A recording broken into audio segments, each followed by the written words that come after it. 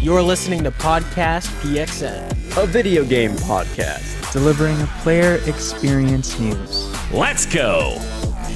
What's up, guys, and welcome to Podcast PXN, episode 268. I am one of your hosts, Daniel Prindle, aka Dan is DTM on Twitter, and I'm joined over Discord by the Nintendo aficionado and artist extraordinaire, Roshan Warner, at Roro. Hello, hello. Yo, what's up? I'm so good. And we're joined by the host of Large Popcorn and video producer at The Gamer, Christian Macias, at ISO Christian. Did you know we're in the middle of one of the biggest football referee scandals of all time? Really? Look it up. David Coote, look it up. What did David do? What didn't he do? What didn't he do? He outed his bias against certain football teams. He called one of the previous managers a nationality C word, and is now has leaked footage. Oh, cheated on his wife, and then has leaked footage of him, which is just immoral. It's not wrong, and well, not wrong in the context of the league. Right. And then was sniffing lines of cocaine during a major tournament. Incredible. Oh, David. What are you doing, guy? That's crazy. Sack him. If all that happened in a sport that people cared about, it might make news. That's crazy. What did you send me on Twitter an hour ago? All right. You know who's not snorting a line of cocaine? The reformed Tarkov Teletubby and my fellow Spartan, Gage Dempster, at Gilbo Biggins. No cocaine today, sir. What a lead in there. Thank you to everyone watching us live and participating in the chat. We see you, Kirik, Glenn, and Natalie. We got our eyes on you at all times, all three of you. Just as a reminder, we are live each and every Wednesday at 8 p.m. Eastern Time on youtube.com/@podcastpxn and twitch.tv/podcastpxn as well. The topic of the show this week, guys, is our video game backlog, and it is the November 2024 edition. So, without further ado, let's jump into the topic of the show here and talk about what is happening to your camera. My monitor tilted slightly forward. And now it won't go back to the spot it was before. When I put it back, it just slants back down. So I'm trying. Ignore me. Incredible. This is horrible for video, but you know what I mean. For audio, it's fine. Keep going. Incredible. So our backlogs, guys. We have some embarrassing takes to talk about here because some of us have really just left these games on the back burner and forgot that they were back there because they're burning. They're burning alive back there. All right, let's dive into our backlogs here. First up, Christian's raising his hand. Like we're in a classroom. Well, yeah, I wanted to give some context. I know we've done this before, but I pitched this as a topic of the show a little while ago. One, just to keep it casual, but keep the show conversational for all four of us.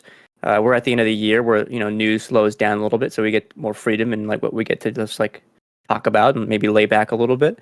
But this was me in a desperate attempt to kind of reformat the way I engage with video games nowadays.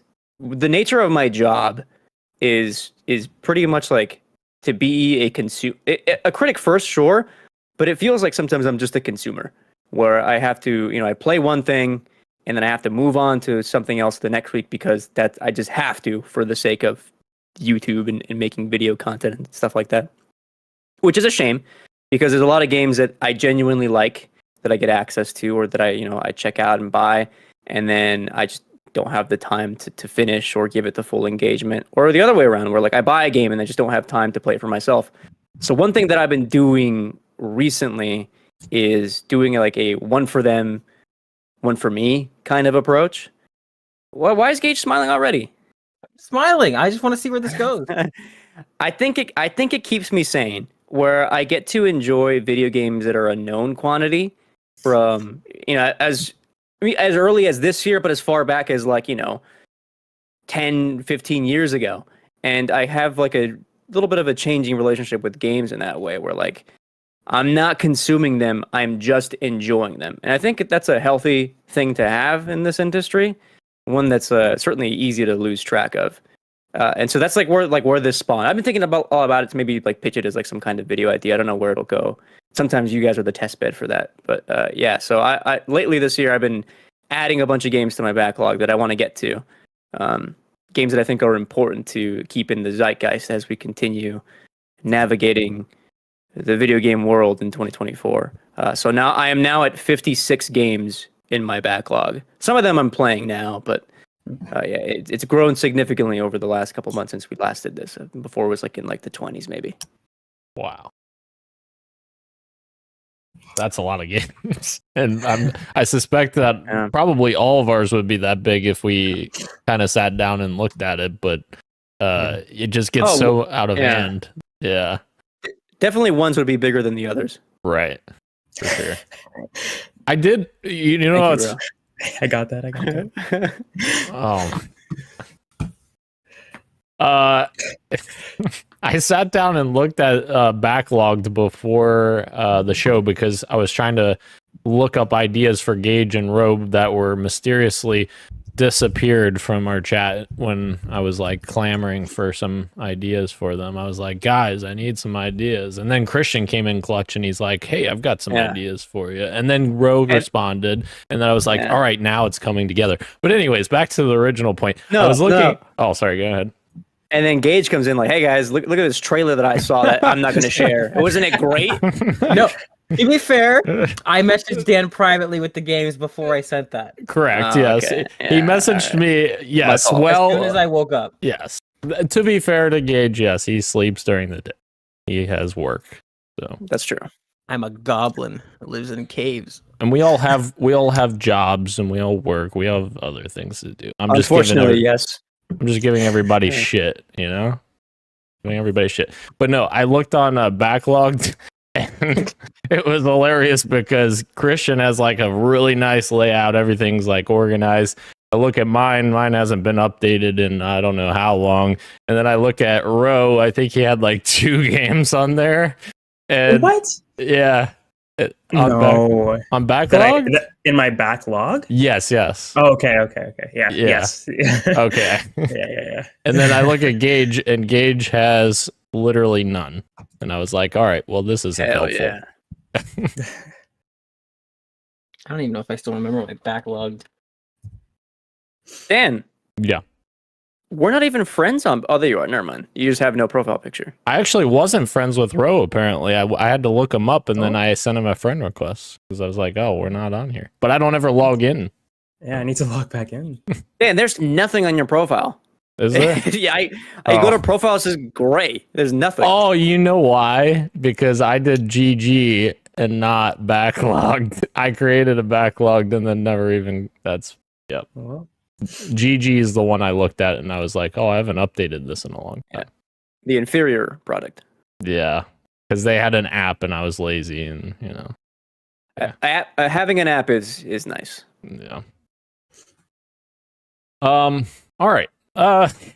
Let's dive into some backlog games, guys. Does somebody want to start first or do you want me to start? Anybody want to volunteer? I can start because I shared my list anyway with you guys. Well, not my whole list, but I made a separate list from my actual like backlog called Priority Backlog, which is like games that I need to or that I want to get to ahead of all the others. And actually, I'm going to add one more in there because I forgot to add it in there. But I'm playing 2 of them right now. One that I've mentioned on the last episode was Metal Gear Solid 2. It got away from me because I was working on other projects, but I'm still playing through MGS2. It's still good. But recently, I saw that the Metro games were on sale. That's 2033, Last Light, yeah. and then Exodus. And I just started 2033 for the fun of it, and immediately, I wanted to text Gage because he was the one who encouraged me to like get into it. He was saying that I would like it. Nobody else except for Gage was telling me to play it. I'm joking. And I want to say real quick, video games used to have fucking sauce, dude. You start that game up, and it's like, even just getting to the main menu where you can choose like new game, continue, whatever, is like in engine where like you're going through the actual metro and like the logos of the company and the publishers are lighting up, and then you get to the game title, you go through the vent, and then boom, it's a guy at a desk, and there's all these options for you to start the game. Engage is right, man. That game is super atmospheric. What happened, Dan? Gage and Dan are right. The game is super atmospheric. My favorite thing about games of that era were making menus diegetic. Of course, the biggest one that you can think of is Dead Space, where when you press start, it's right there, opens up a little menu. His health is on his back, whatever. And this one, like, just going through, like, turning on your flashlight or putting your mask on is like in menus. But if you want to know where to get to on your compass, or like, with a compass, you have to open up your little pad folio, and you can see your notes that your character has written. You can read it. But if it's too dark, you can pull up a little lighter to like actually read what's on there, and the little compass is moving around. I got to a level where it's like I need to leave to a different area, but the market itself is closed for some reason. I can't leave the area, and the way to leave that to start the mission is to talk to this little kid who asks you for a bullet. You give it to him. You go through a bunch of back streets, and he takes you to some guy named Bourbon. And Bourbon like convinces you, like, hey, I know a way out. If you get me to this area, I'll give you my AK. And that's how you start the mission. What a cool game, man. This is Backlog Gaming. Hell yeah. Dude, that fucking game literally made me want to learn a Russian accent. And it's terrible. My accent's terrible, but I love it. Artyom. Not even Russian. Just I want to learn the accent. Yeah, I don't know Russian, but his accent, Artyom. Oh, love that. The atmosphere. I can't wait till you play Last Light, because Last Light, that was my 2013 game of the year. That game was incredible. I love that game. Dude, I watched a couple of videos online. Like, is it worth it to get into the series now? And then also, like, is it worth it to start from 2033? And all of them were like, yeah, definitely. You can start wherever and you'll enjoy them. But, like, these are good games and they get better as they progress. They're all, great in their own respective regards. And I heard Last Light is like, really, really good.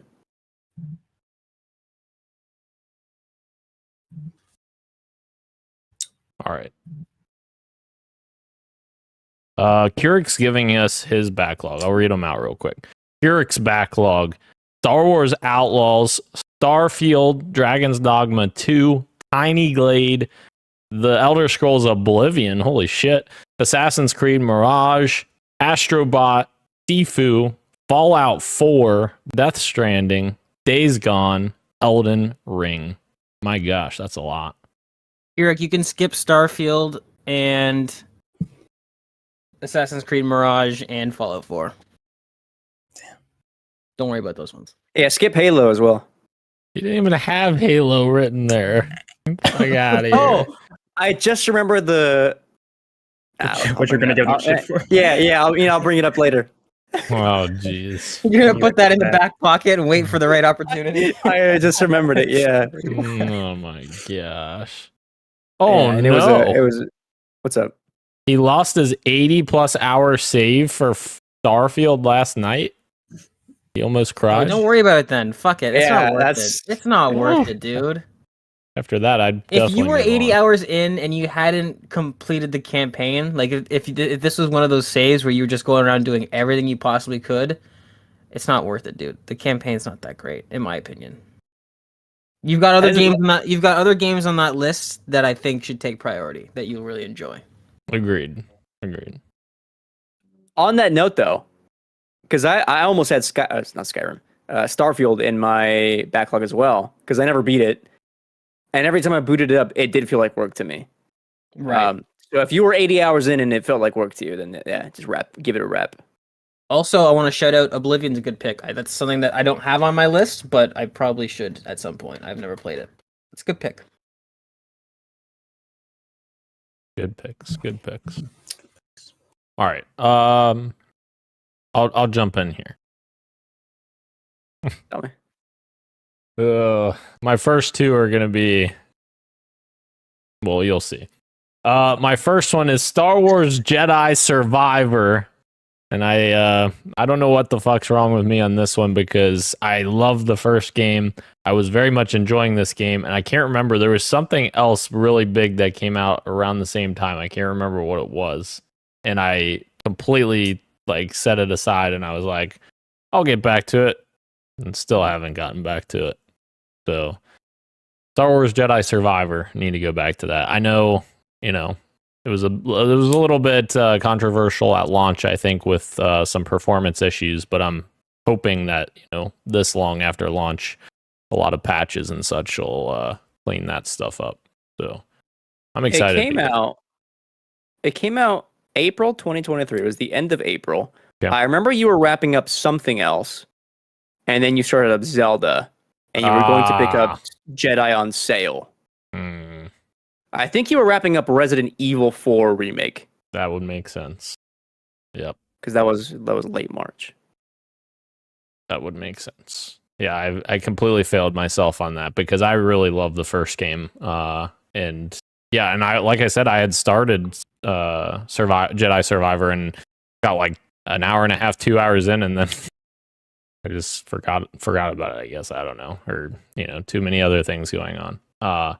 But yeah, I do want to get back and see how they continue that story, and especially since they've already announced that the third game's coming and will conclude that story. So I'd like to see that through and see how Cal's story ends. But I don't know. Very soon, maybe, hopefully. Dan, don't worry.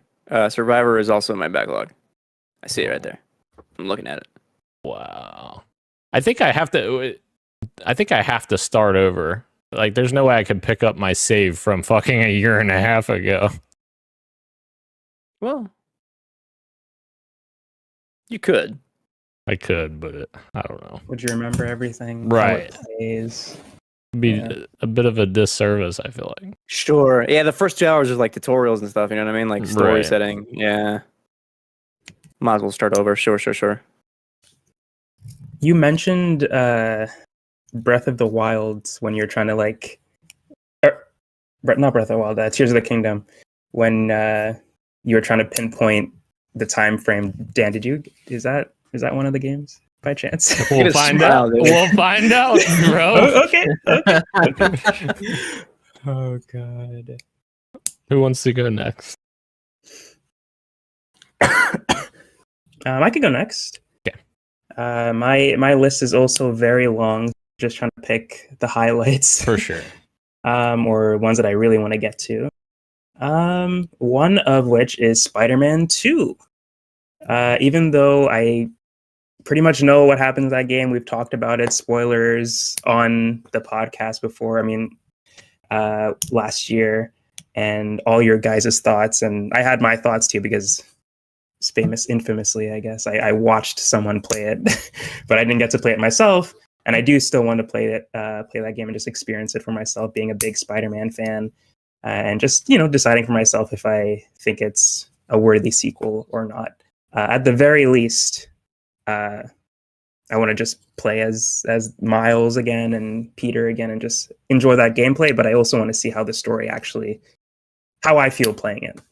But yeah, that's still on my list. I want to get to it someday. I know if it comes to PC, that'll be great. True. Early next year, right? Yeah. Roll told me he's going to go buy a PS5 Pro just for Spider-Man. Yeah, That sounds like Ro. I still can't believe that PlayStation was $500. The PlayStation Pro that I showed you guys was $500 instead of $1,000. That was crazy. Right. Should have got it right then and there. Right. That was a crazy markdown. Yeah, it was marked down that day too. That was the Pro? It was the Pro, yeah. Oh, wow. What the heck? I know. I should have got it. Resold it. Yeah. Because Canadian, how much is it a Canadian? Like a regular? Yeah. I think 965 or something, or Oh my 865. Gosh. It's something Dang, like that. It's Colin. ridiculous. Yeah. Wow. Tuxedo Sam. Gage, what you got? Hmm. Mm. So many things, Daniel. So many things. I'm gonna do. I guess I'm gonna start off with this easy one, which is that I still need to complete, and I think I should because of how far I got in it. I still need to complete Dragon's Dogma 2. Which Eh. Oh man. well, it's funny that you say that because the reason I bring this up is because I sat down and I thought to myself, like, why didn't I finish it? Because, like, judging it by the sum of its parts, it's not a bad game at all. It's a very, very good game. But it just didn't, I don't know, there was just something to it. And I'm wondering if I go back to it now, if maybe I can have some fun with it. I want to see, because the boss fights in that game is some of the stuff that they do best. Yeah. And I think I was maybe just at the beginning of the third act, I want to say, is where I left off, if I had to guess. So I'm pretty close to the end. I really, really adore the first game quite a bit. And I feel like it's one of those things where it's like, I should just do this on principle. I should just finish this game. So we'll throw Dragon's Dogma there. That's Dogma. work. That's forcing it. Oh, you're so You know what I right. You know what I mean? We don't need to do this. You're right. I was talking. Harley called me today, and funny enough, we talked about Dragon's Dogma 2, because he actually did finish it, but even he like still feels like the malaise of playing through that game. He was so because he loves the first one too, and the DLC. He was so let down by the story. He's like it's almost like on the back burner, that story. Like it was not the focus, which is a shame because the exploration and the like fighting the big monsters was like so fun, and it was, man, it really was. But that story just goes nowhere. Yep. All right, now you know what? Dragon's Dogma 2 off the backlog. This is why we're talking about it, so we can talk each other off the ledge. That's true. You know. Such a good Dan, you need to go off the ledge. We need to push you off. Kirik's in the chat defending Dragon's Dogma 2. He says it's good. It's back on the list. Back on the list. That's funny. Christian, what else you got? What else is on that backlog of yours? Yeah, I'm gonna throw in some stuff. Just quickly mention some games that I mentioned last time we talked about this. Prey's still on there. Since then, I've bought Prey, so I own it now, and I will be playing it. It's just a matter of when. I think I also mentioned LA Noire last time we talked about this. Again, I also picked that up, so I also own that as well. Recently, I know Max Payne is going to get a remake. Remedy is just starting to work on that. But I want to play the original Max Payne 1 and 2, which I never did. I only played 3 from Rockstar. So I bought 1 and 2. They were on sale for it was like $3 for both of them. And so Max Payne 1 is on my list. And I'm a big fan of games of that generation, playing them nowadays. They hold up really well, even though the gameplay is still, not the tightest. Still a very PS2 era, but I think stories and presentation I miss that era of gaming. Not that much sauce nowadays compared to yesteryear. Max Payne 1. Christian, I want to be on board with you because I love Sam Lake's games that he's produced with Remedy, but I think I'm going to wait for the remake. I think That's fine. I struggle with playing older games like that. So, but that is cool that you're going to check it out. I'm a person that enjoys remakes, but in my opinion, I see gaming the same way I see movies, where we have the Criterion Collection in movies. Hey, these are movies that we want to preserve and have as an artifact of history and time, get with the surrounding context and kind of elevate the medium a little bit. And gaming is very much throw away the old version, let's remake it for a new version. It's well, I do see the logic in that. RE4 remake, also great. RE2 remake, fantastic. But I also want to see the original versions as well as they were. For sure. Preservation. Let's keep preserving our games That's true. instead of replacing them. Sony. What? With Horizon, right? Yeah, that's pretty fucked up. Sony is one of the worst offenders nowadays, huh? Yeah, it's remakes and what do you call it? No, the other one. Director's cuts. Live service. Oh, yeah. Oy vey. All right. Another game in my backlog. I'm only mentioning it because eventually I'll get to it, but I think this one's going to be on the back burner. Like if you had like a 4 deep back burner, I'd probably have it like on the farthest back, the 4th deep back burner, ready to burn back there. Because it's Star Wars Outlaws, another Star Wars game, and with the new shakeup of new creative director and with some of the like technical issues and things they're still working on with patches with the game, I'm going to let that thing just bake on the back burner there, let it cook a bit, and then once it's cooked up a bit more, then I'll give it a go. I can't believe Dan has like Tears of the Kingdom halfway through, and he decides his backlog is nothing but 7 out of 10s. No, you wait, Christian. We're not there Let's yet. play these 2 7 out of 10 Star Wars games. We're That's not awesome. In Wait a defense of minute. 7 out of 10 games. Jedi Survivor? I don't think so. Mhm. I'm about to look this up right now. That's Jedi There's some Survivor is an fantastic- 84 right now on Open Critic. That is respectable. No, I know what it is there, but like, let's be real. You play that game, and it looks like that's a 7 out of 10 game. It's good. But it's good. That is good. I've seen those platforming sections. Mhm. I've seen the That was jank. that's what turned me off of the first one. That was one of the first things you do is a platforming section, and I was like, "This the is thing what is- people are hyped about?" But Turned the it thing off. is, the first game was awesome. Like I love the first game, and the first game's reviewed worse than the second one. Gamers. Gamers. Anywho, all right, we'll get to those other ones, Christian, very soon here. Ro, what else you got? What else you cooking on some burners? My other one is I'm gonna say I was gonna say Stellar Blade, but now I'm not gonna say it after that. It just seems too perfect. All the more reason, dude. Yeah. It's not even on the list, but it should be because I do want to play that. But Life is Strange Double Exposure is another game that's on my backlog. It came up fairly recently, so it's not on the back burner yet. But yeah, big Life is Strange fan. I just want to see Max's return, see how that story, how they wrote that story. Mm-hmm. But yeah, that's not really much to say about it besides just wanting to experience some more Life is Strange. Like Come that on, game Christian. kind of Came and went. Tell 'em. came and went. It really Yeah. just came and went. Yeah, didn't have as much conversation around it than as True Colors did, which is pretty sad. Tell him, Christian. But what? That's a 7 out of 10 game. That's true.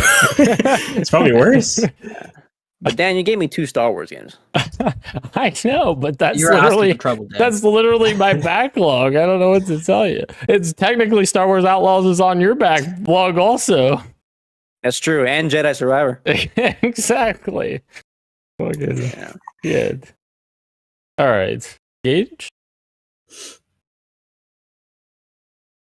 I'm gonna throw out an indie game.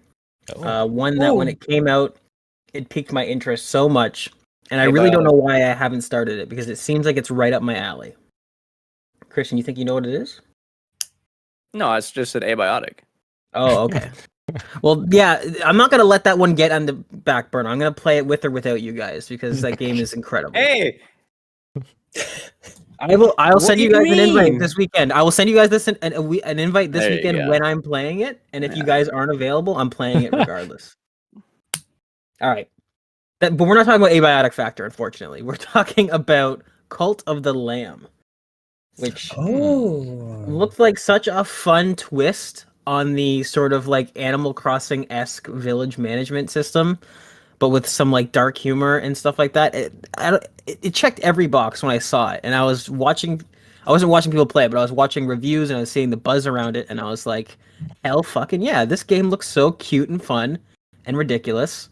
And I just never started it. I don't know why. I know it's on mobile now. I was gonna ask if any of the lads have played it, and if it would be a game that you could get away with playing it on mobile when you have time here and there, or if it deserves the whole sit down on the couch and really take it in. I feel like it could go either way with this game. So Christian, what's your consensus? I would give this the couch treatment. I don't know how I would Okay. play on mobile, to be honest. Also, like the art style in that game is really nice. So yeah, Right. And I think it would feel way better on a controller because like there is action moments, like there is combat. Okay. I can't reckon that feels very good on iPhone unless you got like some kind of, what do you call it? Those like backbone type things. Right. That's interesting. You want to get into it. That game was Yeah. okay. Really? Oh no. It's a 7 out of 10 Oh, game. No. Well, maybe it's not on the. Maybe it's on the back burner now. It's an 84 on OpenCritic. It's a 7 out of 10 game. It's I a just 7 out of 10 game. I just looked it up. It's an 84. Yeah. Christian doesn't know what he's talking about, dude. Why don't we listen to him? He's getting sacrificed first, that's for sure. Jesus. Oh, that part was awesome because you could name everyone. That was the thing where I was like, I Yeah, need to get into this. Dan I 1, remember- Dan 2, Dan 3. I put you guys in mind. I remember, and then I would come home and then like Dan is sick or whatever, and you'd be like throwing up. that was a great time. Yeah, that was fun. Jeez. Cult of the Lamb, dude. I should have asked you guys this before we started because that might have changed my answers. Do you guys want to do 3 or 5 or in between? How many do you want to do? 3. 3? Okay. Well, then fuck me. I shouldn't have done 2 Star Wars games. Okay, do 4 then, Dan. Do 4, Dan. All right. I'm gonna just give a Shout outs. yeah, just give a shout out to Hades because I have been playing that game. But Oh my god, he on shouts me. out That's the one that gets the Hades. fucking honorable mention? Well, Oh my because God. just wait a minute, okay? All right. Like I said, I should have fucking determined this. All right, my next one. Yes, Ro. The rumors are true. The Legends of Zelda: Tears of the Kingdom. I still have not beaten, and I put a ton of hours into it, like 50 some hours into it, and then haven't played since then. And yes, I need to get back to it. I'm very mad at myself for that because I burned through Breath of the Wild so quickly, like 112 hours or something in like a month or something in that game. And here I am a long time later and I'm still 50 hours in. So yes, I do want to get back to Tears of the Kingdom and finish that game because I love that game. It is great. Yeah, I just need to finish it. I saw somebody talking shit about that game today on Twitter, Ro. Wow. And I was like, man, maybe I should switch over to Blue Sky. Yeah, what are they talking about? What I can't they were even talking imagine. shit about that game story, which I can't spoil, but they were like, "Oh, it's so cheap and shallow," and it's like, what are you talking about, dude? That's crazy. Like when you were talking about it, even before Dan brought it up just now, when you just like mentioned the title, I remembered what happened again, and I got chills just thinking about it. Not even having a discussion about it. I still go back and watch the title sequence every now and then because that part gives me chills, and then the lead up to one of the temples I think is one of the best moments of that fucking game. It's so good. I think you know what temple I'm talking about. I think I do. Yeah. Oh, wow. God, it's so good, Dan. It's so I good. know. I need to get back. Natalie wants to know if anyone's played Mouthwash. Oh no. I think she's in my backlog or something because that's where I played mouthwashing. If there's a game that Christian needs to play, it's that one. That game is genuinely great. It's fucking awesome. Nobody else will play that game here. No, it has that art style that I would fuck with if it wasn't a horror game, but Yeah. it definitely looks cool. It's more atmospheric horror than actual horror, if that makes sense. Is it Signalis vibes? Could I get Yeah, there? absolutely. Okay. And it's not very long. It's like 3 hours, I think. Okay. I can maybe survive that even if it is scary. Mhm. Some of us do have a Blue Sky account, Natalie, but have never posted to it. So Oh. Ro posts to it. Ro is on there and he posts. Oh, I interesting. am on there and have never posted. Christian says it's never gonna be a thing, so he doesn't have Hey. one. Look, we love getting proved wrong, don't we? Number one in free apps in the U.S. today, and Twitter is 28th. Yeah, if I want to go, not look Twitter, at X. X. Yeah, It's where everything is, or something like that. everything happens on X. Yeah. On Blue Sky, I can see Ro post as Yowie. Yowie. I don't know. I almost had to go double check that I didn't retweet something by mistake.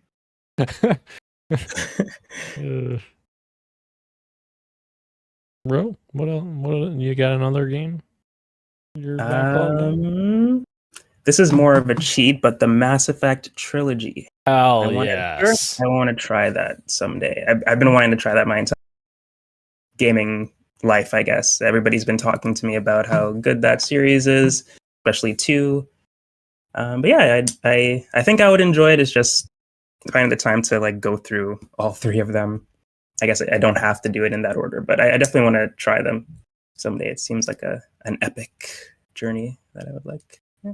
Surprisingly, they are very palatable, like in terms of length. Like you look at them and you think like massive RPG, but they are actually pretty reasonably length. They're on par with like a Halo campaign. No, maybe a little bit longer. Yeah, it's longer than that. It was like 10 to 15 hours to beat Mass Effect 1 for me. Right. Mass Effect 1 is the shortest by far. I see. I think there's quite a big, if I remember correctly, there's quite a big jump up between 1 and 2, because 2 is, I put like 30 to 40 hours into that thing. Yeah.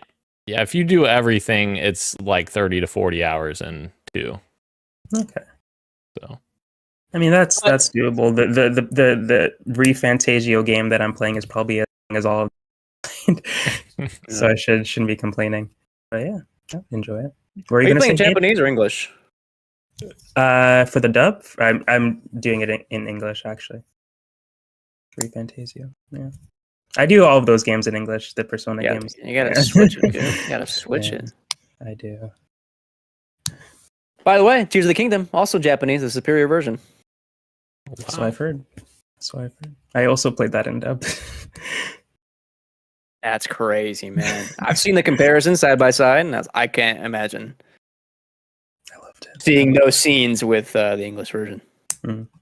Christian's like, I can't imagine understanding what's going on in the plot. yeah. Subtitles are a thing. That's localization. I'm rubbing my feet. Oh my god. Christ. No, that's all I'm thinking about. Oh, all right, Gage. What you got? Another one? I do. Let's go with. This is my 3 out of 4. Or is this 4 out of 4? 3 out of 4. It's 3 out of 3. We'll go with Hamtaro. Well, Ham. Just because you showed your tuxedo Sam earlier.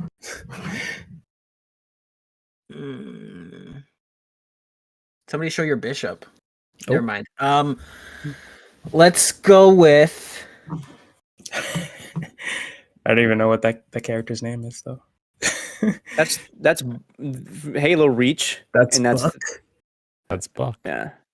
This is ODST, not Reach. He had his name Exactly. on it. And that's Frank. Frank. No, it's not Frank. Pip Boy. Pip. Well, No, it's Vault Boy. Vault Boy. It is Vault Boy. Oh, Yeah, boy. Oh. he's on the Pip Boy, but it's Vault Correct. Boy. Ah. Let's go with BioShock Infinite. Which What I say, Daniel? you were right. That was one Which- of the games he texted me. Is a franchise that I almost completely ignored. Not for any sort of disinterest, just because I just missed the mark. By the time BioShock Infinite came out, I think I was ending high school or something like that, or maybe was in high school. I saw it all around me. It was all the rage. Everybody was talking about it. Like, it felt like when Inception came out, everybody was like, "Oh my god, BioShock Infinite! Did you see what happened? It was crazy." And I was like, I haven't played the other ones. Fast forward, a decade or so, Dan's convincing me, play BioShock, do it. I sit down, play BioShock remastered on PC. I'm like, yeah, it's pretty good. Did you is finish it? pretty good. I did. Okay. I told him, do I need to play BioShock 2? He says, no, you can just jump into Infinite. I was like, all right, bet. So, Infinite, it's coming. I think that's probably near the top of my list, just based on probably how long it's going to be. The first one was like, what, 7 to 8, 9 hours? Nice little jump in, jump out adventure. I'm guessing Infinite's maybe a little bit more than that, but probably not too crazy. And those are the kind of games I'm looking for right now. I don't want a fucking Keurig Starfield adventure where I'm spending 80 hours only to have all my shit get wiped. I just want a nice little in and out adventure, and Infinite seems like it might be perfect for that. Hell yeah. That's awesome. I can't wait for that. And it'll prep you for Judas coming soon. It will, which seems like a pretty close spiritual successor to BioShock. Very, very cool. Infinite is like Call of Duty, and we're like, it thinks it's telling you a smart story. No. Wow, the contrarian. I rears his don't, ugly I head don't again. agree with that. I don't. You know what, agree Dan? with that. I would bet you. Say it again, Dan. I would bet you a Garrett wager that if I could go on a time machine back to 2013, Christian was probably all about Infinite. I was. I know. I can tell you right now, I was. There was a moment where I was talking to Harley, and I was like, dang, is this better than The Last of Us? I think they're different games, though. You can't compare it to. This is a whole other conversation. No. I'm just saying. Yeah. That's where I was in 2013. Yeah, for sure. All right. June 2013. I forgot what I was gonna say now. Shit. I love you too. You have a fourth game, Christian? I have a third game. We're on number 4, aren't we? I only gave 2. Metro and Max Payne. Did I skip you?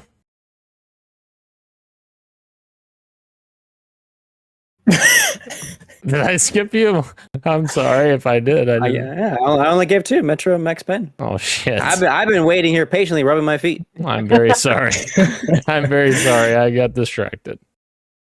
I'm gonna run through a couple of honorable mentions then, real quick. How about that? Okay. I want to get a flight stick and play Ace Combat 7. Throwing that out there. Gage told me to play Days Gone, and I like Gage, so I'm gonna try Days Gone. That's still Hell there. yeah! What do you mean hell yeah? You knew this. I want to play through Alien Isolation for sure. 2 more honorable mentions: Donkey Kong Tropical Freeze. Why not? Gotta have some fun thrown in there. And I never finished Mario Galaxy 2, so I want to pick that up and restart it. Just to play it, you know. My actual number 3 is, speaking of Starfield earlier. I know I gave the internet gives that game a lot of shit, rightfully so. Deservingly so. But that doesn't mean we can't give. What's that team? Bethesda Game Studios. Previous Bethesda games, their flowers. I know people love Skyrim. I spent a lot of time listening to Skyrim music. I know I gave Oblivion a shot, and I wasn't quite about it at that point in my life. I'm in a part of my life where, like, yeah, maybe I can look back and try out Skyrim. Now my older years, I guess. In this moment in time. Skyrim? It's my backlog, baby. I've never even touched Skyrim. I know the intro. I know there's dragons in it. I know the music in the mountains is really pretty and nice, and that's it. I'm gonna say something crazy because you haven't played Fallout either, right? No, but they're in my Steam thanks to you. I don't know if Gage agrees with me or not, but I personally would say choose a Fallout game before Skyrim. I have New Vegas. That one's thanks to you. Which I know 3 is the favorite, but also people like New Vegas, but that's also not Bethesda. That's a Right. different team, right? I could be biased. I'd argue New Vegas is probably the favorite. 3 and New Vegas are kind of like Halo 2 and 3. Like there's Yes. people that love both. Yeah. Yeah. Mm-hmm. Okay. Yeah, Solid I info. agree with Dan. I agree with Dan. Yeah, I mean, Obsidian, right? Obsidian is one of those studios that is underrated, and well, maybe not underrated. They do kind of get their flowers, but they've got that underdog spirit, and I think I agree with Dan completely. I think you would really enjoy New Vegas. I think you'd enjoy 3 too, but I would definitely prioritize those over Skyrim. Although Skyrim, even though I don't have an emotional connection to that game, like say a game like Red Dead 2, but I feel like Skyrim is one of those games where it's like, man, if I could play it over again for the first time, it was very like, that was such an immersive sort of like sucked in experience. So I mean, you can't go wrong with Fallout 3, Fallout New Vegas, or Skyrim. Those are all great picks to play for the first time. I think that's a really good point too, because I am not huge into fantasy, Right. like dragon games like that, but that game actually had me interested. I wasn't like super into it like Fallout, but like I was actually very interested in it. So. Okay. Excellent side quests. That game, that's one of those things that really props that game up. It's really hard to tell the quality difference between the story and the side missions. They cooked on almost all the quest lines that they made in that game. And that's Skyrim or New Vegas? Both. Both, honestly. I was specifically referring to Skyrim, but both. Okay. Lads. Hell yeah. All right, number four. Do you want to wait to do your number 4 until the end, Christian, or do you? I can just go Okay. now. I want to quickly mention. I also forgot to mention Halo 4 still in the backlog, only because I'm playing it with Daniel right now, and we need to finish it. And I've been enjoying my time with it so far. I want to quickly shout out that game. Was this my number 4 pick that I was going to throw in? Let me double check. I think it was this. Oh, no. I want to quickly mention Spec Ops: The Line, which is still, I think I mentioned last time too. But I can't buy it anywhere. So I don't know how I'll do that. Maybe I can buy it on eBay or something and put it into my Series X. My actual final backlog pick is Dead Space 2, which I know Dan is like, yeah, we got to play Dead Space 2. It's so good. And I agree. I really want to get into it, but it's been so long since I played Dead Space 1 when it came out that I want to give that a replay before I even get to Dead Space 2. And so I need to find the time to replay Dead Space 1 and then get to Dead Space 2. But I also own it. I think you'll like Dead Space 2. I think you'll like Dead Space 1 more. But I think you'll like. I know. Oh, I see what you're saying. Yeah. Because it's like the Resident Evil 4 effect, essentially, where it's a bit more actiony. No, and I know that, and that's fine. Yeah. Hell yeah. All right. My number 4 is Super Mario Brothers Wonder, which is still sealed somewhere in its package. I haven't even unsealed it. That's a good one, actually. Yeah. I haven't played that one either. Hell yeah. Fun, dude. It's fun. I bought it because I got there was like a discount somehow through GameStop, because I remember going to my GameStop and not realizing that they moved locations, and I was super confused because I couldn't find them because Google Maps didn't update that. But anyways, yeah, I bought it because I got some kind of discount on it, and yeah, it's still sealed. So I need to get to that because it looks like a lot of fun, and I always enjoy the 2D platformer Mario games as well as the 3D Mario games too. But you jump into that. Let me know when you do. It's a fun one, and it's not long. Very digestible. Hell yeah. bro, you got a fourth one? I do. I'm gonna just shout out Sonic X Generation or Sonic X Shadow Generations. Obviously, I want to play that. There's another game called Night Witch that I started a couple years ago. That's like a cool Metroidvania that I never finished, but I really enjoyed what I played so far. The other game that I want to play is called Wanted Dead, and it's like Yes, sir. it's like an action RPG shooter melee sort of game. It came out, Karaoke. yeah, karaoke. It came out in 2023, and when it came out, it got pretty mixed reviews, mostly bad. I feel like I don't remember exactly, but it didn't come out to like raving critic reviews. But I recently watched, and that kind of like made me like, okay, I could put this on the backlog, play this later.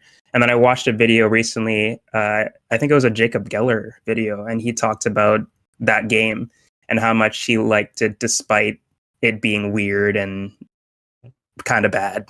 And it made me bump it up a little bit more. And it's like the Spider-Man 2 situation where I just want to experience some of these things for myself and not go off of my friends or the internet and just experience it for myself and for my own opinion. But yeah, it looks like a game that I would enjoy despite it being really bad, according to the IGNs and the critics out there. So Wanted Dead is on my list. Very cool. Gage, you got a fourth one up there, or maybe a franchise A franchise? that we're gonna play? I know what you're trying to get him to say. I know. You're the master baiter, Dan. He is. Nobody does it like Dan. Let me say that. Jesus. Nobody has the capacity to do it like Dan. Yeah, okay, I'll pick that one. I'll say my backlog. Okay, the honorable mention I'll shout out is Hollow Knight, which I've not even touched yet. That should be the fourth and final, bro. I know, but it's not because Dan masturbated me into. Hey, you could have flip flopped them. No, honorable mention. Come on down. Could have flip flopped them. Down to the suburbs of Kentucky. Hollow Knight gets a honorable mention. I know it's incredible. I've heard so many good things about it from everyone who's ever walked the face of the earth. Wow. Let me buy you that game. Do it, please. But my actual number 4 pick is going to be a bit of a cheat. Multiple games, as Dan was alluding to. I am going to finish off the Gears of War franchise. I've definitely played 1. I've definitely played 2. And I've maybe played 3. We're going to find out. But there is 2 more after that, I think. Gears of War Judgment and Gears of War 5. Mainline. 4 and 5, yeah. And Judgment. Is Judgment not one of them? Judgment, or is that a spin-off? Judgment is a spin-off and it's a prequel. Not really necessary. And it was made by People Can Fly, who made Bulletstorm. It wasn't as good in my opinion. So Okay. It's a skippable one. Skippable. So we got Gears of War 4, Gears of War 5. But Dan and I are going to sit down and we're going to play through 1, 2, 3, 4, and 5. So I will eventually get to the backlog once we get there. Dan, you're a hero. You're a champion for agreeing to sit down with me and get through these games because I would not be able to do it. If I am left to my own devices, I will procrastinate given any opportunity. Given even an inch of wiggle room, I will procrastinate. So if I have you there with me, I'm sure it'll be a much smoother process. I'm very excited. Hell yeah. I'm excited. It's good. Underrated story, in my opinion, is the Gears. I'll be the judge of that franchise. It's no Hollow Knight. There's not as much testosterone in Hollow Knight, though. That's true. Dumb. Keurig, just a shout out real quick, said, I hated the original Bioshock and called it Biosuck, but played through it to the end. And by the end, I fell in love. Played it from start to finish again immediately after that. Hell yeah. Yeah, I love that game. That ending. That ending was just so great. I love that. I love twist endings. We need more twist endings. But make them good. Well-written stories. Oh, there we go. Like Hollow Knight. Yeah. All right. Moving on. Unless anybody else has any other mentions before we move on. Yeah. Me and Ro are gonna get super into all the platinum games. We're gonna play Astral Chain together. Yes, I'm looking at your list here. Is Vanquish a platinum game? It is, right? It is. Yeah. It is. Yeah. I own it. Yep. I also own it. I haven't beaten it though yet. And I know you and I both have Omori on our Yes. backlogs. Yeah. Oh yeah. All right. Let's move into the PXN news of the week, guys. Our first news of the week item is we got an extended look at a couple of Xbox games that are upcoming, one coming this year, one coming next year. So we'll start with the one that's coming this year, and that is Indiana Jones and the Great Circle. Got a 15-minute gameplay video on the Xbox YouTube channel. They published this, and I watched through it, and I think after watching through this, I think that what I'm realizing is this game is going to be very much my speed, but I don't know that this is going to be as widely adopted as I was thinking it would be originally. Like, thinking about what this game was going to be. Because you guys already talked about, like, you know, Indiana Jones, not that big of an IP or whatever. Like, it's a bit over, a bit of an overreach, I guess, in terms of like saying it's a big IP. And I think in this circumstance, I agree, because it seems like the approach they're taking with this game is a more puzzle and adventure focus than an action focus, which Machine Games previously have been very much known for with Wolfenstein and the such. And I think that I will very much enjoy that kind of stuff in this game, but I don't know that this game is going to satisfy like those, you know, Twitch players out there that want to get like the moment-to-moment gameplay stuff, I think. Wait, I don't know. we're talking about Indiana? Correct. Yeah. Did you skip one? Or did wait? You mentioned two. Yeah, there's two. I haven't talked about the second one yet. I was talking about this first because it's coming in December. Yeah. My apologies. No, you're fine. Yeah. So I saw some clips of the Indiana Jones gameplay, and like, I mean, yeah, I'll still play it. I think it'll still be like one of the biggest games of the year. But yeah, I think it's definitely a big question mark as how much it'll resonate with like the larger gaming audience, for sure. For sure. Yeah. Although does look a bit more, you know, much to Machine Games' I think approach, a bit more immersive simi, and less. People used to make fun. You know, the joke was that, you know, they called Uncharted either Dude Raider or like Indiana Jones inspired, whatever, and like here's an actual Indiana Jones games, and it looks nothing like those. It's not action oriented. It's puzzle focused. Right. And it's stealth and it's first person. You know what I mean? Yeah. For sure. And I think that, that's an important distinction, because it's going to, I think, cater to a different audience than like Uncharted. I don't know. We'll see what happens. Well, I'm going to bet both games that Dan's going to talk about are games that Dan puts 2 to 3 hours in. And then in a couple months from now, when we do our backlog part 3, I still need to get to Indiana Jones. That's a lie. One day. No, that's a lie. I'm gonna get through them. This Indiana Jones should be, I would say, a 10 to 12 hour campaign. I would imagine. I don't think it's gonna be anything crazy. I don't know, dude. It's gonna feel like 40 though. It's gonna feel like 40. I think it might be a bit longer than that. I think it's gonna be pushing 20 to 30. You want to make a bet on that? We've already made one bet. What was the bet we made about dinner? What was the conditions of that bet? I already forgot. I already forgot too. Grand Theft Auto? The Grand Theft Auto? Yes, No, that's right. me and B. Yes. Grand Theft Auto, I said is coming. It's gonna get delayed to 2026. Remember? Right. Okay. All Yeah. right. Yeah. I got so many bets around Grand Theft Auto, dude. Holy shit. Yeah. So you're saying 10 to 20, Daniel? Yeah, I think it'll be 10 to 20. Yeah, for sure. And I'll say 20 to 30. And Okay. what are we betting? What are the stakes? I'm not sure. We What buy each other like a little pizza or something? Sure. Yeah. That's Get a little dinner? Yeah. Sure. Yeah. All right. Why not? Okay. Cozy on up. Watch the Batman. It's a good ass movie, dude.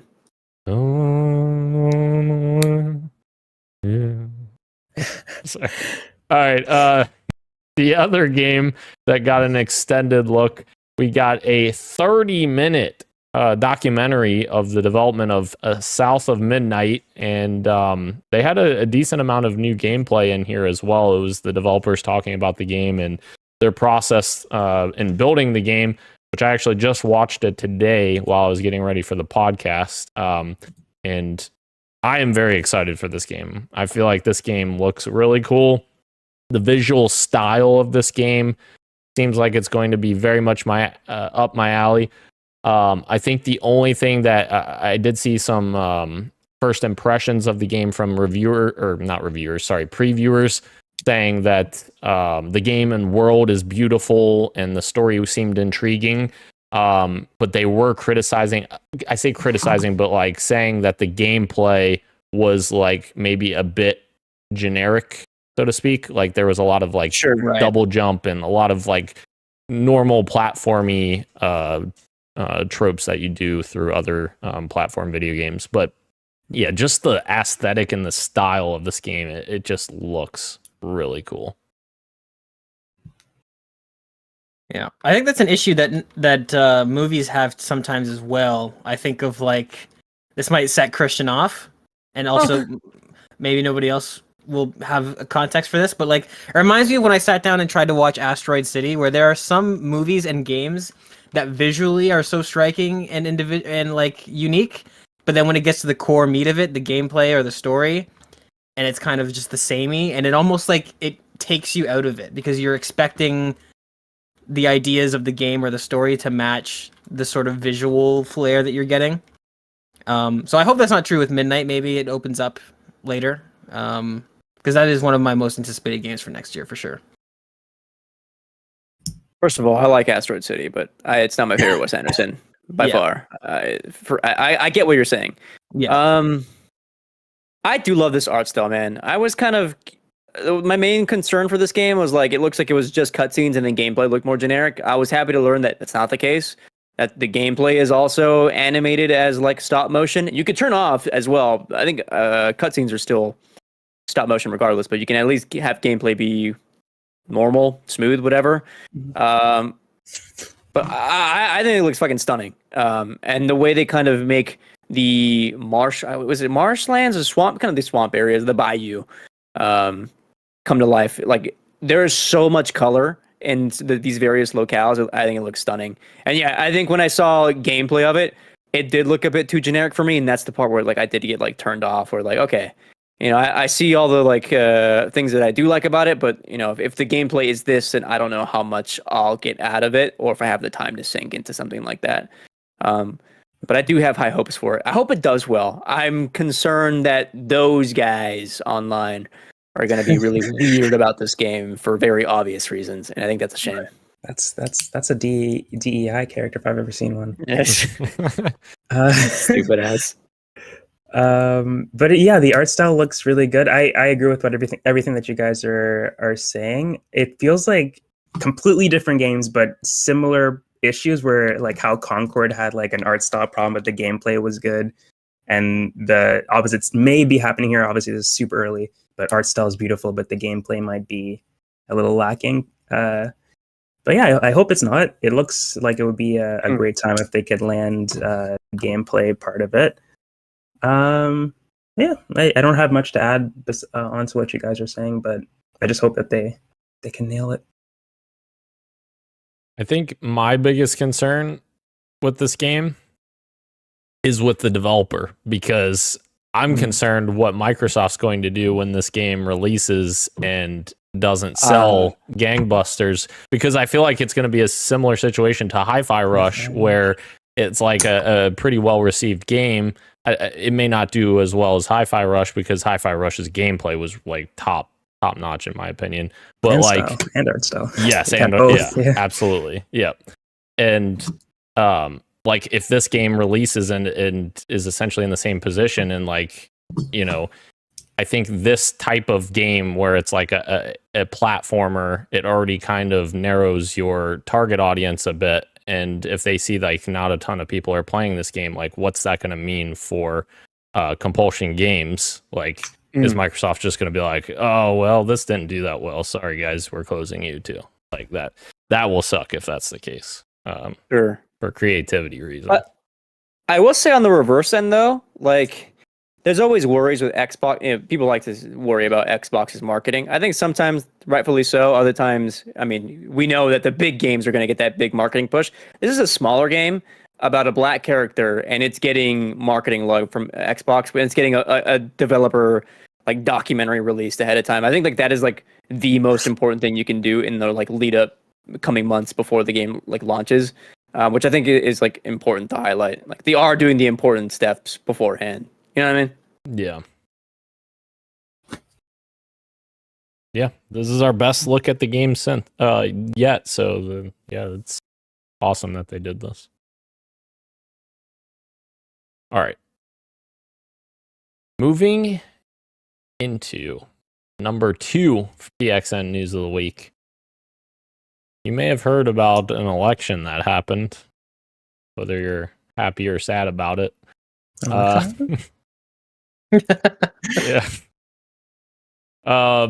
There's some Trump tariffs that are going to be incoming, and oh god, that's incredible. I love it. Oh god. So with the incoming Trump administration, he's already posted plans for what he's planning on doing with tariffs into this country. And what that means for hardware prices for video games specifically, and what you guys need to get right now before these tariffs take place, because this could increase video game hardware costs significantly. Like the tariffs are supposed to be like 60% tariffs increased, which could see your PlayStation 5 Pro go from $700 to $1,000. For instance, as just an example. So yeah, a little segment here to talk about what hardware do we want to encourage people to buy. But before we encourage, there's a couple stories that go along with this a bit. And one of those is the PlayStation 5 Slim consoles will drop to $380 for Black Friday this year. So the announcement video was deleted by Sony, but it was already out there. So that may be one of our recommendations. Wow. I thought that was the digital version. It's not. It's the disc version, which is that's actually a pretty decent price drop. Yeah. Mm-hmm. Very good. Wait. No, that's the digital version. Oh, it's just they just had the wrong picture. Yeah, they have the wrong picture, because in the article it says it's reducing the digital version from $449 to $379, and then regarding that can't be right, because the digital is $399, so this is a $20 price, or not even $19 off. No, they increased it, right? Didn't they increase it, or am I crazy? The digital. It sounds like you might be right. Because then they say, regarding the PS5 Slim Disc Edition, which retails for $499.99, there's been no official announcement of a price reduction. Okay. Well, so we'll see. So it is the digital version, and damn, they did increase it by $50. Damn Sony. But do we encourage people to buy? Again, that's due to like chipsets and like all that shit. Anyway, do we encourage people to buy it? I guess if you don't have a console at this point, Maybe, but also, are there games coming out that would encourage you to do so? So I'm thinking PC stuff. PC gaming is the future, right? And what better time to be upgrading PC stuff than right before a bunch of fucking crazy tariffs hit? True. That's true. Of course, That's where my head was at. we say this, but Gage and Roe are just like, we don't give a fuck, we don't live in America. No, That's true. That's true. it's already so expensive. So I'm that's asking them for advice. God. Can I say one more I was thinking about? Yeah. I think if you haven't upgraded your TV in a while, but you do own like a new console, upgrading to like a nice 4K TV could be the move before these tariffs hit. I'm This is gonna where double. my head's at. I'm gonna concur with Christian. Yeah, do yourself a favor, get a nice TV upgrade. Absolutely, nice 4K OLED, something yeah. really nice. Because you know what, if you're watching stuff, if you're using any of your consoles, it's all gonna look good on that. That's an upgrade that will affect more things, I think. 120 hertz. Sure. To Get use yourself with next future-proof. gen. Yeah, Yeah. you get a 120 hertz TV, and then even if you follow Christian's wise guidance of going full PC, well, now you've got a TV that you can hook your PC up to with high refresh rate. Mm-hmm. Get a TV, dude. That's such a good idea. One of the LG OLEDs was on sale for like less than $700. LG is one of the best. Ones I have. That's the B4. Now you want the C series. You want C the series is the best, yeah. That's the Well, one not the right best, there. but the best price point for Yeah. Keurig says you need a new gaming monitor. Oh no, it made him buy a new gaming monitor for $600. Damn, 4K, 144 hertz. Hell yeah, 144? That's nice. That's nice. very nice. We also have a couple of other stories that I just messed up my window. So that's great job, Daniel. Obviously this somewhat ties in because it's hardware, but it's not going to be released yet. So this is just kind of speculation, but Sony apparently is experimenting with the idea of a PlayStation controller that has a dedicated rewind button, according to a recently published patent. They're patenting a controller with a rewind function. So if you're buying a controller, or if you feel like you need a controller in the near future, you may want to buy one when it goes on a super deep discount before these tariffs hit. But keep in mind a new one for the Not like future. everyone is assuming like a PlayStation controller, but it seems like it's one of those media remotes Could be that that. they usually come out with. This Yeah. picture's so funny, by the way. Yeah, from Click. Yeah. Yeah. I like Click. I'm a I Click did too. enjoyer. Yeah. Yeah. I used to own it on PSP, and I would just rewatch. And then the last little bit of hardware that we'll talk about, which again, not going to be out before these tariffs hit, but it's going to be interesting when it does. An Xbox handheld is still years away, according to Phil Spencer. He was talking on, trying to remember who he was talking to. He was talking to somebody, and he revealed a few little details about Xbox's future in games and handhelds, and he said that one is coming, but still years away. So that's interesting. Very interesting. What in the hell is going on? I see Age is that. typing something in the document. I know, what Gage, what but he's we can doing. only talk. Christian We have one is typing. episode. One episode we can talk about. All All right. We have another news item. Arc Raiders got its gameplay reveal trailer. What you thinking about this? I was bummed. I remember like 2 years ago, I was into that like original pitch because of the art design. I know they switched from it being a PvE to a extraction shooter, PvPvE. But we didn't know what that looked like, and in my head, it was still sort of along the lines of that like kind of original art style pitch. The vibes I got from the gameplay of this reveal was much. It looked like, I'm looking at like PUBG footage. I understand it's still in the early stages, but like the gameplay didn't look solid. From watching the 20-minute video, I was not big at all on the voice, the lines. I mean, it's still in the early stages, so they're using AI, but they're using it for the presentation too.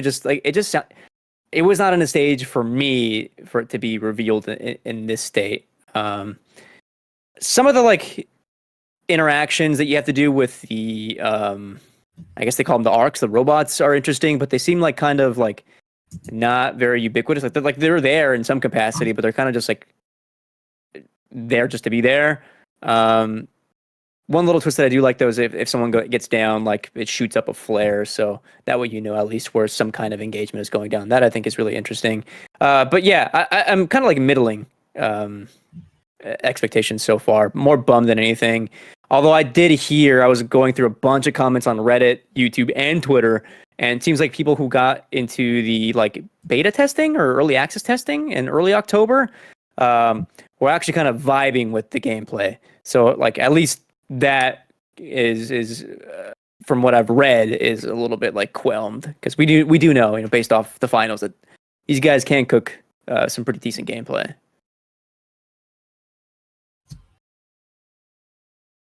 Yeah, I think I mostly agree with Christian. I was a bit disappointed visually with what I was seeing. But what you just mentioned at the end is what I had in the back of my mind the entire time, which is that I'm gonna wait to see what gameplay is like. It does make it a bit interesting for somebody like me who's I don't know if I the gameplay will have to be really, really positive, because it's no longer a free-to-play game. It's not as simple as let me just download and try it out. Yeah, right. It's 40, which I respect for the developers. You put time into this. You want to put a price tag on it. I'm totally there with you. But for me, it went from being absolutely let's just download it and see how it is to okay, I'm gonna wait and see. And the way people talk about it has to be really something special for me to want to drop that cash. Yeah, I mean, I'm a fan of Embark. They're a very young studio, but so far with the finals, probably one of my favorite multiplayer games I've played in a very long time, at least half a decade. So we'll see. I don't know. I'm getting a sense of maybe, if not rushed. Yeah, I don't know. Visually, there's some elements that worry me. I know you mentioned the flare thing is cool. I think it's cool from a gameplay pen and paper standpoint to be okay, players are notified when somebody is down, but I'm actually on the opposite sort of side of the spectrum with you, where it's I think that the flare thing's kind of stupid, because it's what's the in-world reason for a flare going off when you get downed? I don't understand. It seems like that's something that they just threw in, where they're we want players to be notified. How do we do this? Let's make a flare go off. Okay, I guess. I think there probably could have been a more clever way to do that, but yeah, gameplay is going to be king, and I am eager to see what the wider audience has to say about that. When you're watching a game come together and you can tell they're using a bunch of Unreal Engine assets. Right. I'm not saying that's the case here, but that's the feeling I get when I'm watching this video. I think it's funny because I have the exact opposite thoughts, because when this game was first announced, I did not give two shits about it. I thought it looked kind of bland, personally, and I didn't like that it was a PvPvE game. Whereas now, well, it wasn't. It is now. Right. It was a PvPvE before, right? Now it's extraction. No, PvE. PvE. Sorry, PvE. Whatever. Okay.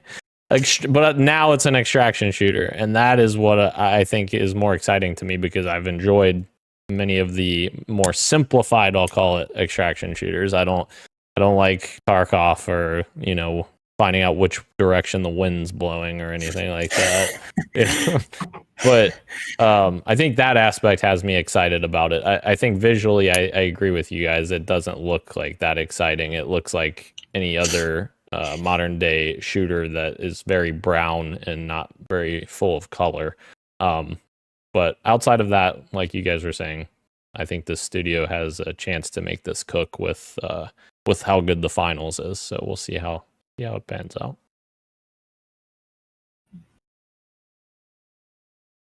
When I was watching this, I was like, "Oh, this is how Dan feels looking at footage of Delta Force, isn't it?" You know what's funny? I was giving you so much shit when you were playing that, and then I think you got off or something, and I played it, and then I actually very much enjoyed it when I was playing it. The gameplay's solid. It plays better than the new Battlefield, I'm telling you. Right. Yes, I gave you a lot of shit when I was watching, but then when I played it, I changed my tune 100%. So, which is, we're going to be eating our words when we try this out during some kind of alpha testing or whatever, and we enjoy this as well. I bet we'll see. Yeah. All right. The last news of the week item. Here we are, Gage. Oh Arcane. my god, that's funny. Oh god. Get out of there, dude. Arcane Season 2 is here, and it is a freaking hit, Gage. Take it away. What is there to say, dude? When you take a bunch of talented Frenchies and lock them in a studio for a decade, they happen to just cook, apparently. This, if I'm reading a headline, this is from Rotten Tomatoes. Arcane Season 2 first reviews, deeper, darker, and absolutely spellbinding. Critics say the Netflix animated second series and sadly final season is worth the wait, with gripping character drama, stellar action, and some of the most gorgeous animation to be found anywhere. And I mean, it's just facts. It's absolute facts. Hell yeah. It is very good. Me and Gage have watched all 3 episodes of Act 1. Ro has watched the first episode. So, we can, if you have any general thoughts without spoiling anything other than it's awesome. It's awesome. There was a scene that, well, not a scene, but before I finished watching the first episode, I had to stop it, and I didn't get to complete it when I first sat down to watch. And then Gage asked if I had watched it. I said not yet. I stopped, and he's like, "Oh, good, because the last half of it is crazy. Just make sure when you watch it to just watch it." And I was like, "Okay, awesome." And then I watched it, and I was like, "Oh, this is what he's talking about." I got to the part, and yeah, it was in fact nutty. And I'm excited to watch the other 2, and of course when the other 3 come out. But the art is so amazing. When the first time I was watching it with my sister, and my girlfriend was there as well. And my girlfriend, I'm calling her out, she said she can't get into it because she doesn't like the art style. And I was just like, what? Dude, people are out there in the comments on like YouTube and Twitter saying like, "Yeah, too bad the art style sucks" or whatever. Ever since she said it, I'm seeing it more as well. I'm seeing it on Twitter. I'm seeing, what are you guys looking at right now? This is so beautiful. But I don't know. Art is subjective, I guess. But like, to me, this is objectively beautiful. I don't know. Yes, I agree with you.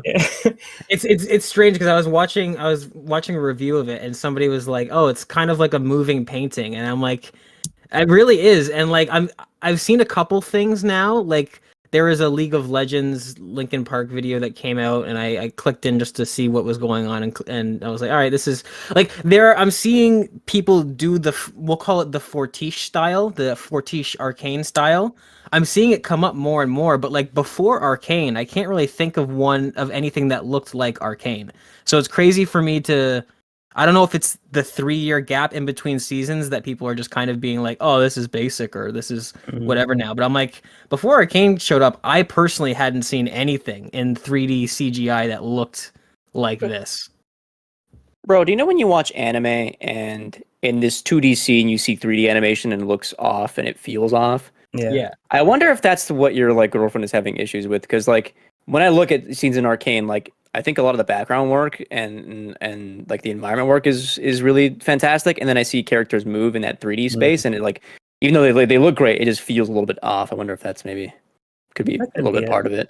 That could be it for sure. Yeah, I definitely get that when I'm watching anime too. Yeah, happened in Dandadan recently actually, but it was I think it was well implemented. It was a second episode, but yeah, I could see that being an issue. trying to remember what episode it was, but they did something really unique with the background without spoiling it. In the first episode, they did something with like the very beginning with Caitlyn and that grief situation. Yes, I think it was the first. I couldn't remember if it was the white first. and black, Dan. Yes. Yes. Which on I follow the studio on Twitter now because I'm just fucking obsessed with them. And apparently that was all done with charcoal and paper. That's and crazy. Just kind of like, I don't know how you put that into a digital space, but they're like, yeah, we just were experimenting and we wanted to do that. And I was like, that's fucking cool. And I agree with you, Dan. That was a very cool sequence. Yeah. I also want to shout out. I'm not going to say any details because Ro hasn't gotten there yet. But there is a sequence at the beginning of the third episode where they emulate like a sort of comic book style. I'll just leave it at that. And it's a very fucking kick-ass sequence. And I'm excited for Rashan to see that because I thought that was fucking balls to the wall, fucking awesome. Yeah. Excited. Such a good show. We're going to have more to talk about, I'm sure, next week. Yes, we will. Once Ro watches 5 episodes this week. I won't be here next week, all of a sudden. Wow. I'm just joking. All right. Are we ready for quick bites? Holy shit, we better get through these quick bites quick. All right, quick. Go. Bites. Death Stranding Director's Cut had stealth released on Xbox last week. Kojima also now has full ownership of the Death Stranding IP. Kojima Productions will continue to connect more and more players around the world, so please stay tuned. Does that mean Death Stranding 2 is coming to other platforms sooner? All but certainly, yeah. Maybe not right away, but probably, yeah. I would not at launch for like sure. A delayed, yeah. Because if they just got the rights to the IP, then they would have to, right, then start working on the Xbox version and PC after the fact. For sure. And any marketing deals with Sony and all that jazz. Sure. Yeah. All right. Moving super speed to the next quick bite. Like Sonic, I don't know what that move was. That was, just ignore that. Take-Two's CEO has said that the Borderlands movie was, quote, disappointing. He said that said, it actually sold more catalog, so I don't think it hurt at all. If anything, I think it may have helped a little bit. So essentially, he's saying the movie was so bad that people were like, I need Borderlands, so I guess I'll go buy the games again because the fucking movie was that bad. Please, for the love of God, don't buy this movie or fucking see it. And he loved it. He was praising the effect the movie had because it made people go to the games for like mouthwash after the fact. Yes. That's crazy. Yeah. Literally. I don't think that the movie studio that made the Borderlands movie is saying the same thing. They're probably like, what the fuck? Shit.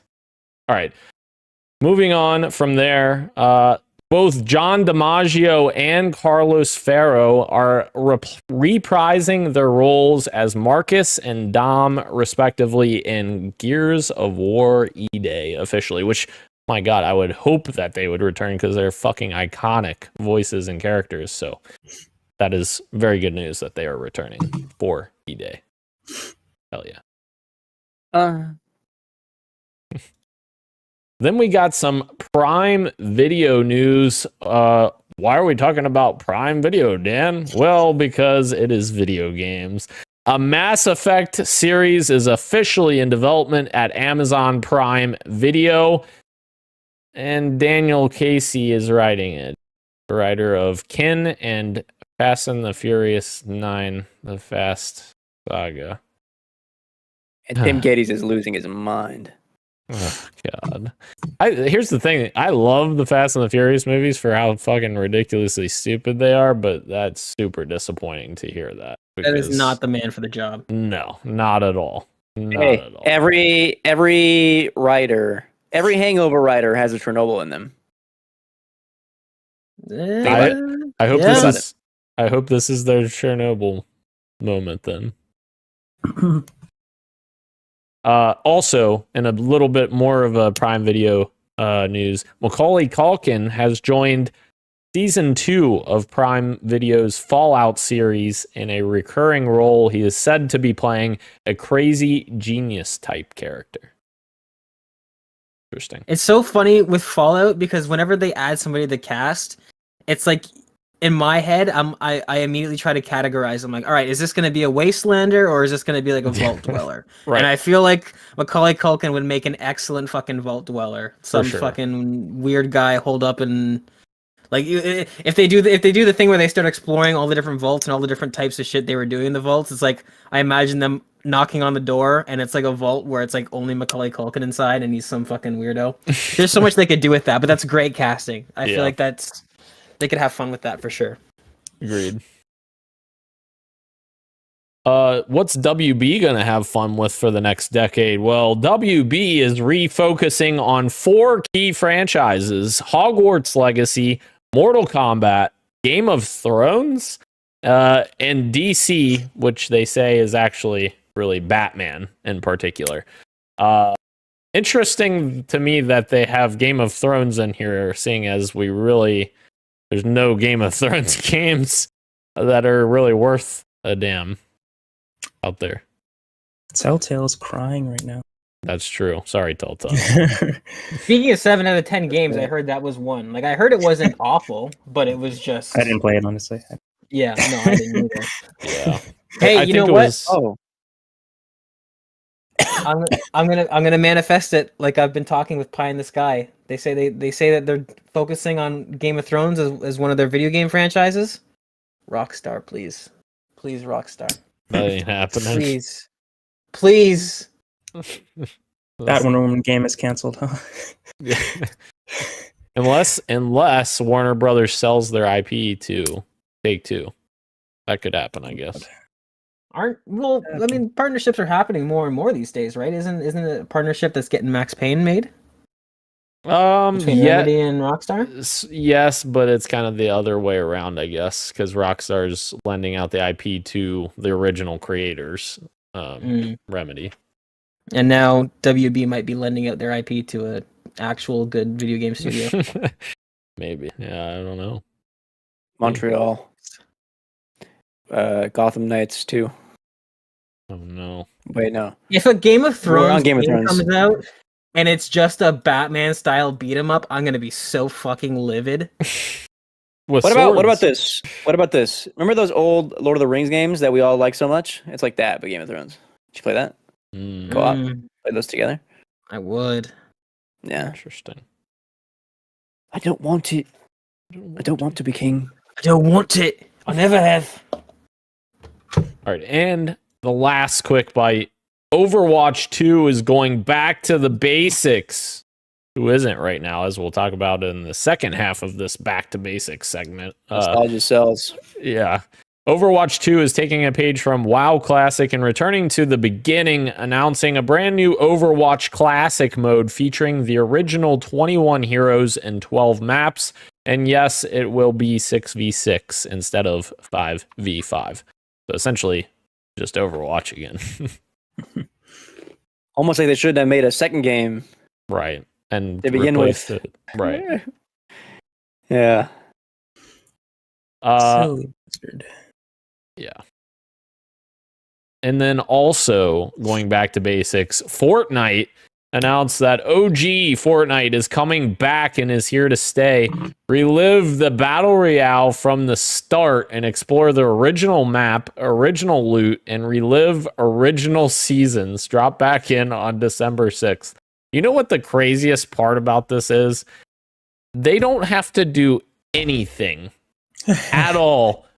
All they have to do is literally release the content that they already have in their pipeline, because people can use all of their content from season 1 onward. So literally all they have to do is just bring the map back and up-res it to current standards, and that's it. Boom, here you go. Here's the original. And that's just wild to me that we're to that point that it's going to be really big for 3 days and then fall off, because like the original map is, I mean, it's fun for its time, but like it is pretty empty, right, compared to how they make maps now. What are next? Well, that's the thing, What Christian. are next? That's the thing, Christian. You get to relive all the seasons from the very beginning again. So then people can be on fucking chapter 4, and these people are on chapter 1. And then 3 chapters from now, we'll go back to 1 again, and then we'll have like 5 different fucking universes of chapters. Listen, no one's more of a cynic than me, and I'm right there with you. Yeah. However, I've been playing Chapter 2 Remix, I guess. I think that's what it's called. And I gotta say, pretty fun. Pretty fun. They have the old art style, the old guns, the old locations, and none of the fucking Iron Man bullshit. Back to basics. It's just engagements with like shooting, and it's like, you know what? This has some sauce. With building. No. All right. Moving into our fantasy draft check-in. Here we are back for another week, guys. What did we have come out? We had Lego Horizon Adventures, which somebody had. Gage had. And Gage, Lego Horizon Adventures is sitting at a whopping 72 points, or 72 score, which gives you 2 points unofficial. That's fucking huge, dude. Shut up! Nice. Oh my god. Shit. I'm so sorry for that, Gage. Also, to add on to that, we did get some news about the recasting of Lance Reddick's character. Of course, rest in peace to Lance. Definitely missed the dude. He was recast with Tim Russ, who is a former Star Trek actor. So, there you go. In case you needed to know. There you go. Someone also has in here Dragon Quest 3. Who had this? Oh, Christian Macias had this. Dragon Quest sir. 3 HD 2D remake, and it is an 85 right now. And Christian's going to complete his list with a tentative 15 more points. 213 points. Mm-hmm. You've never seen points like this. So many points. So beautiful, these points. Stupid. We're talking about millions of points. Although, Christian, you say that, but I'm still waiting for the stealth release of both Silksong. Hollow Knight Silksong and Light No Fire to just wreck your list. Light No Fire is not happening. I The know, Silksong is the one I could see happen. I look at your list though, because you still have 3 games. One of them is definitely not coming out. It's Metal Gear Solid. But if you had picked a game that would come out this year, you would be in stiff competition with me, because Microsoft Flight Sim is going to get you some really decent points. Indiana Jones has the potential to get some really strong points, and you would have a third, and you'd be pushing that 200 as well, I think. Yeah, I don't know. I think I'm going to be struggling at these last 3 more so than you're thinking. I don't know. We'll see, I guess. Metal Gear Solid, I put it in my own head that it was coming this year. I swear I thought it was coming this year, and then, as you guys told me last week, it's not. Never had a release date. Not confirmed, yeah. Fuck. I screwed up. Anyways. All right, so breakdown of the points. Christian's still in first, 198. That's before the 15 that he has coming his way, which is 213. Then Roe is in second with 147 points right now. And Roe, you got 1 game left. You still got to pick one up. You got to pick one up. I need a game that will give me 40 points. More than that. More than that, yeah. Yeah, welcome to the club. 76 points to tie him. I don't think it's possible. It's literally not possible. You're not Yeah. even in the club. You're just yelling from outside, dude. Oh, shit. Jesus. And Dan is in third with 138 points. And Gage Mr. Hot Wing. has 50 points, and he will be eating the hot wings. Well, there's still There's nothing left. There's no change. Hollow Silksong. Knight Silksong could release to be 100 score, and you would still lose. If Arcane gets 1 more percentage on its audience score, I get 100 points. Yeah, remember? oh my god. No. Jesus. Remember when we all Oh, agreed dude. to that? No. I don't. All right, let's move on to get Gage out of here for work. Last segment, what you got for me, Dan? What you got for me, Dan? Well, what I got for you is I've just been playing Halo and I've also been playing some more zombies, as well as other things with the lads, but those are kind of the main ones there. So still enjoying zombies a bunch. And there's a new Halo 1v1 mode that came out yesterday. Man, I played that shit all night last night. I know you guys are like, Dan, you already hit hero. Why are you playing? It was so much fun playing 1v1. That was so fucking cool. So, anyways. This man has games in his fucking I cellophane know. still. I know, Christian. Jeez, get off my back. Bro, what you got for me? No. Well, I've been playing Pokemon Pocket. I've been battling online. There's an event going on right now, Emblems, where you can get emblems for beating a certain amount of people. The emblems are absolutely meaningless, but they look cool when you put them on your your profile. So I've gotten the silver badge. I still have to get the gold badge. So that means I need 45 wins. I'm at 30 right now. And yeah, having a blast. Like making my decks, trying to make it as strong as possible, collecting the cards. It's fun. It's a good time. He's almost a hero rank. It's almost a hero, right? Oh, you guys are killing me. I did hit hero rank. I forgot to say. Doritos Chips did ask us in the chat, and I missed this. Sorry. You guys got any hopes for Mass Effect 5? I do personally. Dragon Age just came out and was pretty well reviewed, despite some people here that the writing was shit. I'm still optimistic for Mass Effect 5. Sorry. Hey, give us some context. We What? didn't play the thing. We just saw clips of it and we're like, I don't know if this game is writing. Oh, that's fair. Judging off no, that, that's fair. Yeah, for sure. But yeah, I'm very hopeful for Mass Effect 5. I love Mass Effect. So well, and they're saying Mass Effect 5 really would be Mass Effect 4 because I don't consider Andromeda 4, but whatever. That's semantics. What? Why is games writing like that nowadays? Like everyone is talking to me like I'm 13 years old. Like even Black Ops 6 was was like that. I was talking about this like a year ago on the podcast. It's like video game talk. It's the PBS shit. I don't know what's going on. I'm seeing it more and more, and it makes me very, very worried.